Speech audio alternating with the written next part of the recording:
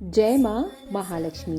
भाद्रपद मास यानी कि भादो के शुक्ल पक्ष की अष्टमी तिथि यानी कि राधा अष्टमी से 16 दिन का महालक्ष्मी व्रत आरंभ हो जाता है। इस व्रत को संपूर्ण भारत में अलग अलग नामों से जाना जाता है, जैसे इसे दूर्वा अष्टमी भी कहते हैं, ज्येष्ठ गौरी व्रत भी कहा जाता है। साथ ही हमारे बनारस में इसे सुरैया अष्टमी के नाम से जाना जाता है।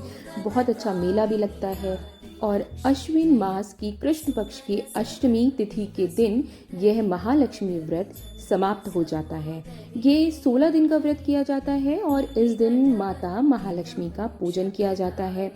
जो लोग निरंतर 16 दिन का व्रत नहीं रख सकते, उनको केवल 3 दिन के मुख्य व्रत करने चाहिए, जो हम अभी आगे वीडियो में जानेंगे। यह व्रत अति महत्वपूर्ण है हम सभी लोगों के लिए। इस व्रत को स्त्री और पुरुष दोनों कर सकते हैं।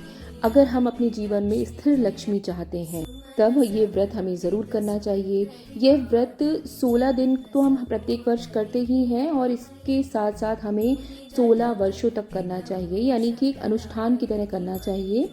और अगर आपका बीच में व्रत खंडित हो जाता है किसी भी वजह से, तो आप इस व्रत को अगले वर्ष से पुनः शुरुआत कर सकते हैं। 16 वर्ष पूर्ण होने के बाद आप उद्यापन भी करना चाहिए इसको। यह व्रत आप अपनी क्षमता अनुसार 16 दिन या 3 दिन, जैसे मैंने आपको बताया, वैसे करेंगे। और आप इसमें फल ग्रहण करें, फलाहार करें, लेकिन आप अन्न ग्रहण नहीं कर सकते।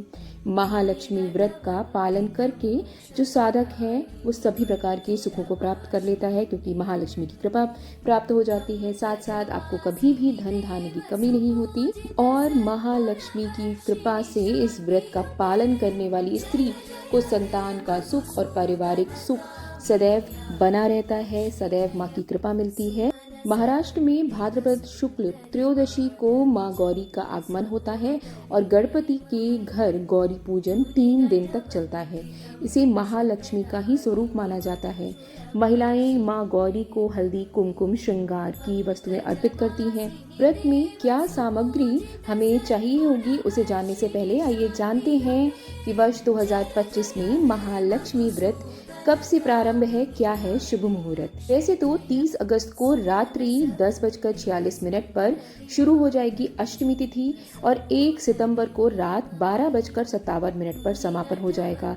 तो ऐसे में उदया तिथि के चलते इस वर्ष महालक्ष्मी व्रत का आरंभ हो रहा है 31 अगस्त से और समापन हो जाएगा 14 सितंबर को।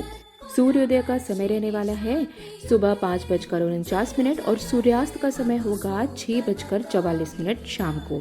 आपको ब्रह्म मुहूर्त में उठकर, क्योंकि आपको माला जाप भी करनी है और माता रानी कलश स्थापना, प्रथम दिन आपको पूजन, थोड़ा ज़्यादा समय लगेगा, इसलिए आपको ये समय इसलिए बताया गया है कि आप आराम से पूजन कर लें, तैयारियां कर लें सारी। और यदि आप मान लीजिए नहीं कर पाते हैं समय, तो आप अभिजीत मुहूर्त है उस समय पूजन अवश्य कर लें, जिसका समय रहने वाला है सुबह 11:56 से दोपहर 12:47 तक।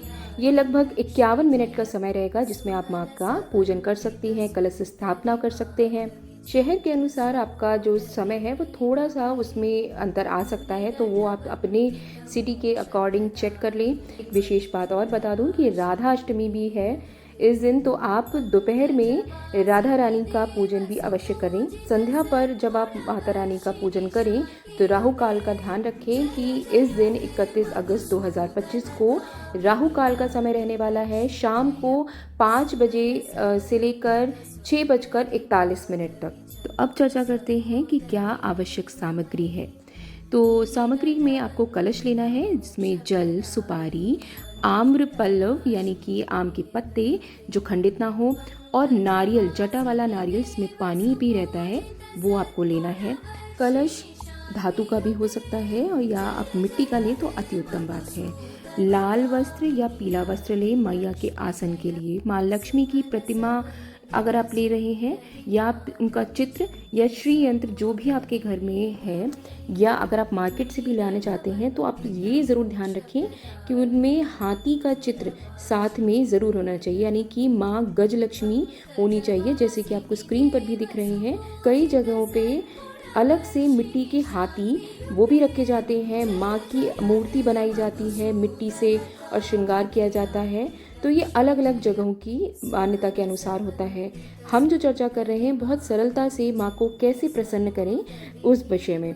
तो अब आपने जब आसन ले लिया है, इसके बाद आपने चित्र भी माँ का ले लिया या आपने मूर्ति, कई घरों में चांदी की मूर्ति भी होती है, लेकिन माँ बैठी हुई अवस्था में हो, ये विशेष ध्यान रखें।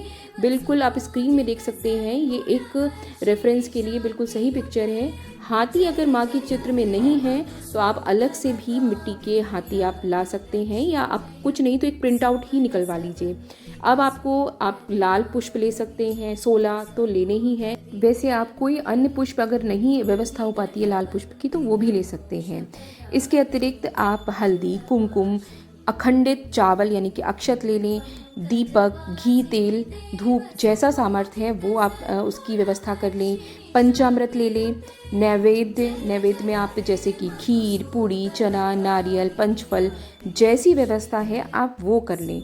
साथ ही आपको लाल या पीला धागा, जिसको हम कलावा या मौली कहते हैं, वो अवश्य लेना है, क्योंकि हम 16 गांठें का एक माला बनाएंगे जिसको हमें बाद में धारण भी करना है। मैं भी आपको वो भी विस्तार से बताने वाली हूँ। पान, सुपारी, लौंग, इलायची और 16 श्रृंगार की सामग्री ज़रूर आपको लेनी है। अगर ये महिलाएं कर रही हैं तो विशेष तौर पर, अगर कोई पुरुष ये पूजन कर रहा है तो वो ये स्किप भी कर सकता है पार्ट, अगर उसे विशेष ज्ञान नहीं है तो। सबसे विशेष चीज़ है कि अगर आप कमल गट्टे की जो माला है मंत्र जाप के लिए लेते हैं तो ये अति उत्तम बात है। अगर किसी कारणवश नहीं मिल पा रही है तो आपकी रुद्राक्ष की माला से काम चला लें, और जो भी व्यवस्था है फिर उससे ही चलाना पड़ेगा काम। नहीं तो माँ को कमल गट्टा सबसे ज़्यादा प्रिय है, तो आप उसकी व्यवस्था कर सके तो अति उत्तम होगा। अब जानते हैं कि कैसे करना है पूजन। तो सुबह ब्रह्म मुहूर्त में यदि आप पूजन करने वाले हैं तो बहुत अच्छी बात है, वरना मैंने आपको बताया ही है कि आप अभिजीत मुहूर्त में भी स्थापना कर सकते हैं। तो आपको स्नान आदि से निवृत्त होना है। शुद्धता का ज़रूर ध्यान रखें। पूजा स्थल को अच्छे से साफ कर लें और आसन भी शुद्ध होना चाहिए। स्त्रियां अच्छे से श्रृंगार करके पूजन करें और अपने द्वार को ज़रूर सजाएं। आप बंधन द्वार भी लगा सकते हैं, क्योंकि माँ लक्ष्मी आपके घर में आ रही हैं, आप उन्हें बुला रहे हैं। चावल के घोल से घर के आंगन में अल्पना बनाएं, यानी कि रंगोली बनाएं। जो आप जिस भी श्रद्धा से माँ को बुला रहे हैं वैसी व्यवस्था करें। फिर आप अच्छे से आसन बिछा लें। कोशिश करिए कि लाल रंग का आसन हो तो बहुत अच्छा है। कलश स्थापना करेंगे, वह लगभग वही प्रक्रिया है जैसा हम नवरात्र में करते हैं। तो सबसे पहले तो आपको संकल्प लेना है कि मैं अमुक तिथि पर, अमुक स्थान पर धन, संपत्ति व सौभाग्य के लिए महालक्ष्मी व्रत का पालन कर रही हूँ। करिष्य हम महालक्ष्मी व्रत में त्वत्परायणा तद विघ्नेन मे यातु समाप्तिम स्वत प्रसादतः। अब आप माँ लक्ष्मी की जो मूर्ति या चित्र जो भी आपने लिया है उन्हें स्थापित करें।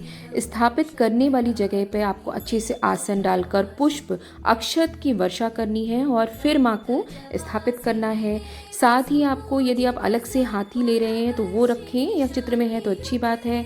इसके साथ साथ आपको उनकी दाहिनी ओर कलश की स्थापना करनी है। चित्र की आपको ऐसे समझना है कि माँ की दाहिनी ओर, यानी कि आपकी साइड से देखेंगे तो आपके बाईं तरफ, या अगर आप सामने रख रहे हैं तो सामने की ओर, वहाँ पे आपको अक्षत डालकर छिड़कना है यानी कि, और उसके बाद आपको कलश स्थापित करना है। कलश के अंदर जल होना चाहिए, अक्षत, आम्रपत्र, आप पान भी डालें, इसमें एक सिक्का डालें और तत्पश्चात उस पर नारियल रखना है आपको, बिल्कुल वैसे ही जैसे हम नवरात्र में करते हैं। और उसके बाद उस पर कलावा भी अवश्य बांधें और उसके बाद आपको कलश का पूजन करना है। फिर आपको कलावा या मौली लेनी है और उस इतनी बड़ी आपको लेना है कि उसको आपको हाथ में भी बांधना है, लेकिन उससे पहले आपको उसमें 16 गांठ लगानी है। और ऐसी माला बनाने के बाद आपको क्या करना है, उसे हल्दी में आपको भिगोना है, यानी कि हल्दी को एक कटोरी में रख लें और उसमें लपेट लें उसी माला को जो आपने बनाई है।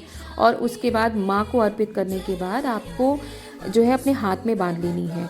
और कई बार ऐसा होता है कि लोग कहते हैं कि स्त्रियों को बाएं हाथ में बांधनी चाहिए, पुरुष को दाएं हाथ में बांधनी चाहिए, लेकिन आपको अपनी शुद्धता के अकॉर्डिंग बांधनी है कि दायां हाथ ज़्यादा शुद्ध माना जाता है, तो उस हिसाब से आप अपने दाएं हाथ में बांधें तो ये अति उत्तम होगा।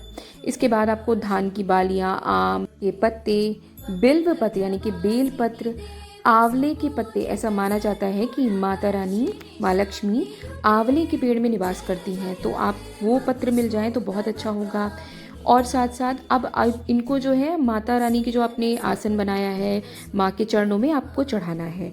इसके बाद आपको माँ गज लक्ष्मी की पूजन करना है, जो गज है उनका भी पूजन करना है। जल का छींटा लगाएं, रोली मोली चावल लगाएं, वस्त्र चुनरी चढ़ाएं, 16 श्रृंगार चढ़ाना है, लाल पुष्प चढ़ाना है, फूलों की माला अर्पित करनी है यदि आपने बनाई है, नैवेद्य चढ़ाएं, दूर्वा अवश्य चढ़ाएं। माँ लक्ष्मी के चित्र पर ना चढ़ाएं, लेकिन ये जो दूर्वा हम चढ़ा रहे हैं ये माँ को नहीं बल्कि गज के पूजन में चढ़ा रहे हैं, माँ लक्ष्मी को ना स्पर्श कराएं दूर्वा। सुपारी चढ़ाएं, कमलगट्टा चढ़ाएं। तो सामर्थ्य अनुसार आप जो कर सकते हैं वो व्यवस्था माँ के लिए अवश्य करें। तत्पश्चात आपको माँ लक्ष्मी का जो बीज मंत्र है उसका जाप करना है, जो हमने कमलगट्टा की माला की चर्चा की थी। यदि वो आपके पास उपलब्ध है तो आपको जाप करना है, और कम से कम 11 माला जाप आपको करना है। थोड़ा सुबह कर लीजिए, शाम को कर लीजिए, जैसी व्यवस्था हो आप वैसे कर सकते हैं। यदि आप एक साथ कर सकते हैं तो एक साथ कर लें, 16 की गिनती में करते हैं तो अति उत्तम बात होगी। माँ लक्ष्मी की आरती करें और कनक धारा स्तोत्र का पाठ अवश्य करें। माँ लक्ष्मी की व्रत कथा कभी करें आप। वीडियो मैंने अलग से अपने चैनल पर बनाया हुआ है, तो आप वहाँ से भी कर सकते हैं, या फिर आप जो है मार्केट से पुस्तक भी ला सकते हैं और उसे करें। और व्रत भले ही यदि आप ना कर रहे हो, लेकिन आपको कनक धारा स्तोत्र और मंत्र जाप 16 दिन तक अवश्य करते रहना है, क्योंकि माँ इस समय आपके घर में उपस्थित होंगी और उनको आपको प्रसन्न करना है। तो आप अपनी सामर्थ्य अनुसार पूरा जोर लगाइए कि आप माँ को प्रसन्न कर उनसे आशीर्वाद प्राप्त कर लें। और माँ के स्वागत में आप घर के द्वार पर भी दीपक अवश्य जलाएं। और एक खास टिप मैंने अपने एक शॉर्ट वीडियो में डाली हुई है, जो बहुत विशेष उपाय है माँ महालक्ष्मी को प्रसन्न करने का, वो आप ज़रूर देखिए। और इस प्रकार की और भी जानकारी और माँ महालक्ष्मी के व्रत की अन्य वीडियो, और क्या आपको नहीं करना चाहिए, क्या आपको करना चाहिए, इस प्रकार की विशेष जानकारियाँ जो भी हमारे धर्म से जुड़ी हुई हैं, मैं आपके लिए लाती रहती हूँ। और आगे भी जुड़े रहने के लिए आप चैनल को सब्सक्राइब करना बिल्कुल ना भूलें। जय माँ महालक्ष्मी, जय लक्ष्मी रमणाय।